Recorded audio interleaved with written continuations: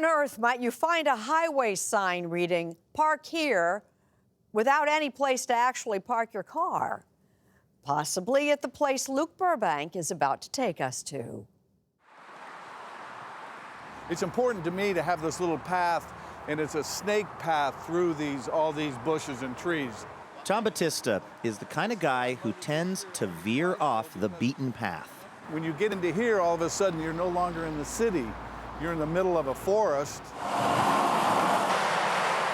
Well, a small forest in a small triangle of land wedged between traffic-choked freeways in Indianapolis.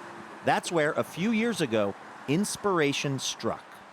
There's this hill that's been planted with trees, and it just seemed like if we could just put some seats out there, people would sit out there and watch traffic. Battista was walking home one night when he had an idea. Build a park where people could relax by sitting and watching other people sit in traffic. So it's just like all these people traveling through our city, our river of cars. Actually, if you close your eyes, it could be the white noise from the ocean. I can hear it. And the sun is a little brutal, so we're going to do a shade screen over it. He even had a clever name in mind, the Idle. Get it? Like what a car does in traffic? It turns out Battista never met a crazy idea he didn't like.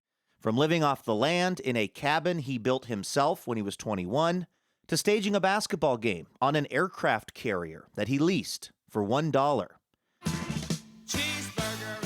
To doing his actual day job, which is, we're not kidding, being Jimmy Buffett's stage manager.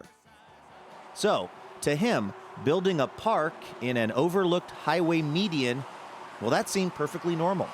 We don't have rivers, and we don't have mountains, and we don't have oceans, but we do have traffic.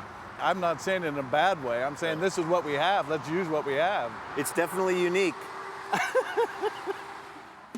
I first heard about Tom through my other job on the NPR quiz show Wait, Wait, Don't Tell Me, where let's just say I was skeptical.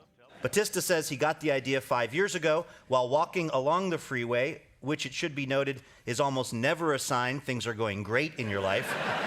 So after mocking him to millions of radio listeners, it only seemed fair that I come check out the project for myself. So the first time you did this, and actually maybe even now, were you technically trespassing? I'm not saying. Battista's idea was actually pretty big, creating this public space, but also reuniting two old Indianapolis neighborhoods that had been torn apart in the 1960s by the interstates. On this side was Holy Rosary. It was the Italian neighborhood. On the other side was St. Pat's, and it was the Irish neighborhood. And it turns out his interest in reuniting people from both sides of the freeway is really very personal. My mother is a Murphy. My dad's Italian, Battista. They would have never gotten married if they didn't meet before that stupid interstate came through. You wouldn't exist. I might not even exist because that interstate divided these neighborhoods. But his dream, noble as it sounded, was still at that point just a dream. And then something surprising happened. 6.5 years after the first inspiration. After dealing with maddening local bureaucracy and organizing countless hours of volunteer labor and getting local artists to contribute their work, Tom Battista actually built the Idle. Are you happy with how it turned out? I'm very happy. It's because you can come here any time of the day or night, and there'll be people that'll be here, and you can talk to them, and it's refreshing because everyone thought that it would never work. They thought it was a dumb idea, and it turns out it's a great idea. A great idea that Bashiri and Uzuri Asa appreciate. It's very much an abstract place to hang out. How about the noise?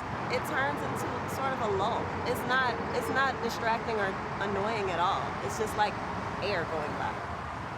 The way we judged the attendance was how fast the trash cans filled up. For Tom Battista, who's had lots of far-out ideas, this oddball park, this might be the accomplishment of his lifetime.